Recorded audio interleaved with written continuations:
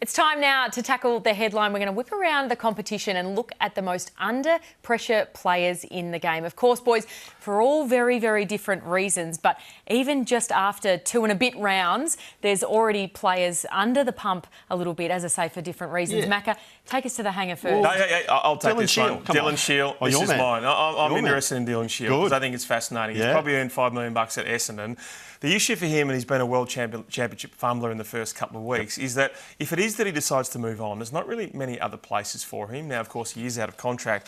I just think if you're looking at Jackson Macrae saying, I made the decision not to go to St Kilda, now they're different players, but look at what Jackson's doing for them. So the issue for him is if it's not Essendon and they're going to keep bringing in these young midfield types, it's not a Richmond down the bottom of the ladder, it's not a North Melbourne, it's not a West Coast. They've already, of course, filled out their midfield. It's not a premiership mix. He may have missed his chance in that He may have missed his move chance to another club. Yeah, and he's had a freakish series of injuries there. At one stage, I has. think his daughter fell across his knee and he did his meniscus, and it's not his daughter's fault. No, don't blame the daughter. No, I don't believe we'll be doing that. But it's just really challenging now where, there are only a certain amount of players in a certain variety of position that get a chance with the rebuilding sides, and it's not going to be St Kilda. I'm not sure where else it is, if it is that he moves on from Essendon. Yeah, it's fascinating, isn't it? What about Will Hoskin-Elliott? Pies are fascinating, I reckon, isn't it? Don't say fascinating, be stronger than that. Okay, he's certainly under the gun. There's no Don't question. say it's interesting, Mackie. You've got to be strong. I'm just saying he's under the gun. I think he's a chance to drop out, like the way things are going. And we've got to a stage with Collingwood. Some of them are going to have to drop out. If Pendlebury and Sidebottom are going to play till they're 45, a couple have got to drop out. Australian cricket team, you've got to sideline a few of them across the several years. This guy could have been drilled out 5, 6, 7 years ago, and he has been outstanding in terms of the way he's been able to reshape and refashion his career to win that premiership. He was terrific in 2018 as well. So he's had a number of ebbs and troughs, but the pressure is on him. He hasn't had the greatest of pre-seasons. So I think it's a watch in this stage about where he fits. He can play in a number. He can play all three lines. He can play wing. He can play all three lines he can play. What about Lachie Schultz? You're thrilled by the fact that all of a sudden he's playing great football. I'm not saying they're the identical player there, but it does potentially make it a little bit harder for him to get into that team. Well, I think he played one of his best games for Collingwood last week. If you look at it, he's been a much maligned player. We know with what they had to give up with good reason. Had to give up a lot to get him, and he's been outstanding in the last couple of weeks. I wouldn't say outstanding. Let's go back a peg and say he's been very good. There's still a bit to go to be outstanding. But he has potentially taken Will Hoskin-Elliott's spot until something happens on a half-back flank and he's got to go back there. He's a Mr. Fix-It. How long can he keep doing that for? Well, that's probably going to be his biggest asset at the moment, isn't it? As you say, Collingwood fans rapt to see Lachie Schultz. Lachie Schultz rapt to see Lachie Schultz doing that. Will Hoskin-Elliott, probably not so much. Hey, Sam Docherty's been one of the best stories in footy over the last few years, and it's all been fantastic to see him back out there. But let's be real, where's he at the Blues? So he's not an inside midfielder, and right now they're having to play him as that. And so they don't want to play him off half-back. They're going to have to reconfigure potentially this weekend. It's going to be fascinating to see what Michael Voss does when every Monday and Tuesday night show's been telling him, make 7 positional changes. He's going to do none of it. Don't go killing Bambi here. Yeah, so let's give him a month because he hasn't played a lot of football, but I just think that he would love to be slotted in where he's best played, which is half-back or which is at a wing. I think if it is that they keep playing in the midfield there, I think there's times where he's going to have to play VFL. And again, we all hope that he can build his form and do something extraordinary and, play in those winning finals that have deserted him. But, I think right now there's a reason why he's under pressure. Jayden Laverde, Macca. I mean, there's issues galore at the Bombers at the moment. He's going to be back in the VFL this week, according to their injury report, alongside Darcy Parish. But where to now for Jayden? I think that's the issue, where to for Jayden. The only thing that keeps him going at this stage in particular is the fact that they are so short of key talent down there. Depending on what happens with Zach Reid, he hasn't been that strong physically, Zach, so that's an issue when you're up against really strong key forwards. So that's where Jayden might get his opportunity, but he really needs...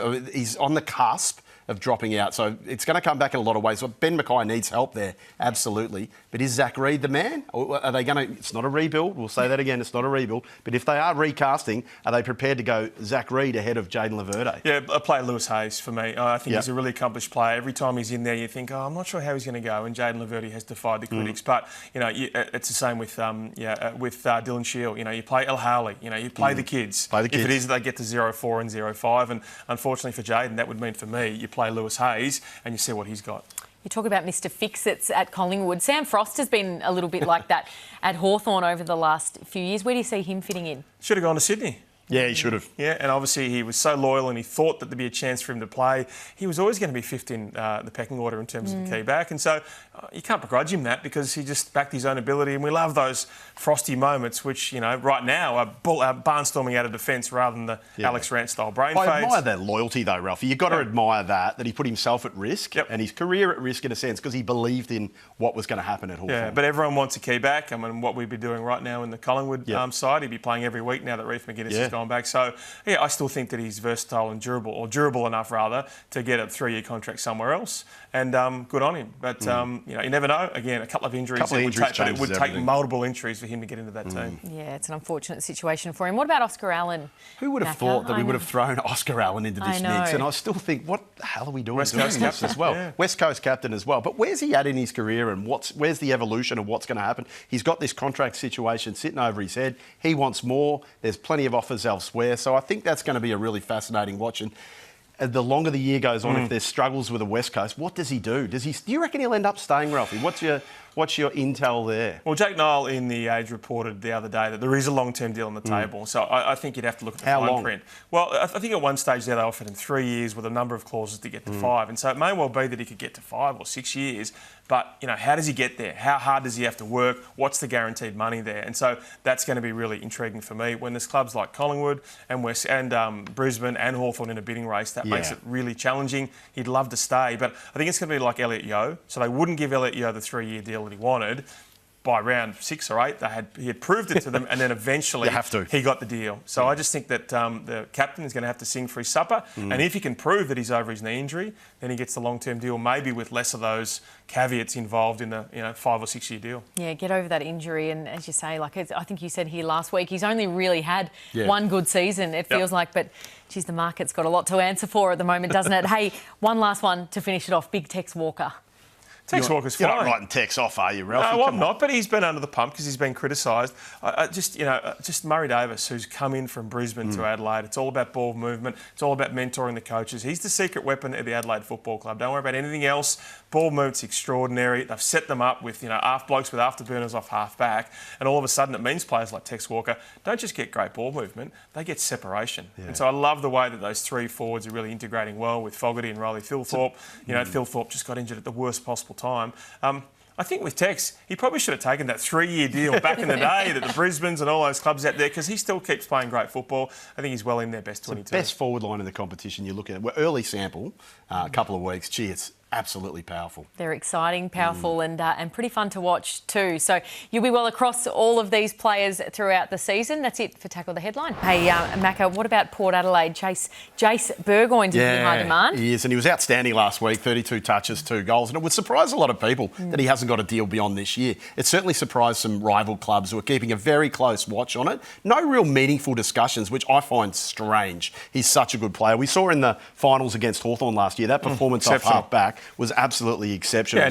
Yeah, of course, Farrell might be on the move. Correct. Miles Bergman as well. So he's a father-son. We know that he's got that great connection to Port Adelaide. But, gee, if I was the power, I'd be getting in very early to stop these clubs coming for him. Yeah, you would. The Bulldogs might be too. I was just reading our colleague Josh Barnes is reporting that Tom Liberatore is expecting a 1-year deal to come for him. So we'll keep a very close eye on that. He's signed, I think, 2 1-year deals at about this time of year. So he's obviously changed his playing style with that concussion over the last few years. Maybe thought it was done at different times, but could have another year up his sleeve. Whereas Treloar, he's got another calf issue. So his talks, Barnsley's reporting, are potentially on hold at the moment. Yeah, Liam Jones is another one who I think that had some early discussions. They were going to wait until June as well. So I think Libba's gone across to the TLA stable. So Sam Darcy signed a new deal, and of course Ed Richards will stay. So will Bontempelli. Normally signs the deals around 8 or 9, but a lot of that leverage and a lot of bargaining positions there if you're Tommy Petroro. How good's Libba, hey? Yeah, he's incredible. Incredible. A bit to navigate out at the Bulldogs at the moment too. So I'm sure they'll get to Libba. What about Matt Crouch? You took us to Adelaide before, but we'll go back there again. Yeah, I actually had a good chat to Matt in the change rooms of the MCG on the weekend, and it's something weird actually. He had a win at the MCG. It's the first time the Crows had won there since 2017. And what he did say is these young kids have really, really inspired him to keep playing and to play on for as long as he can. He's out of contract. He was gone a few years ago, but he's playing such good footy now that I think the Crows will whip in and give him another year. He's only 29 and has still got plenty of good footy left with this young group. He wasn't gone a couple of years ago. They just didn't realise that his extraordinary assets could be something they could maximise. I'm sure his coaching Matty Nix would say right now, made a bit of a blue there. And again, and they didn't play finals across that time. I know he wasn't the only issue there, but these blokes who can win the ball. I know in an era of ball movement and ricocheting off half-back, the blokes who can get it out of the midfield and then hand it to the right players, worth their weight in gold. Absolutely. And his resurgence, I suppose, it's indicative of the Crows. It is. Really, at the moment. And it's the mix of the young and the old. I think that's the beauty of that you need to have players like Matt Crouch at 29 to have, Isaac Rankin and Riley Thilthorpe and all these guys coming through. And he says it's really been fantastic, that sort of integration. Used to be the Crowbots, didn't they? They are having a hell of a lot of fun there. They're kicking Malcolm Blight-style scores at Geelong, 25 goals as well. Just love it. So I'd love to see them surging up the table.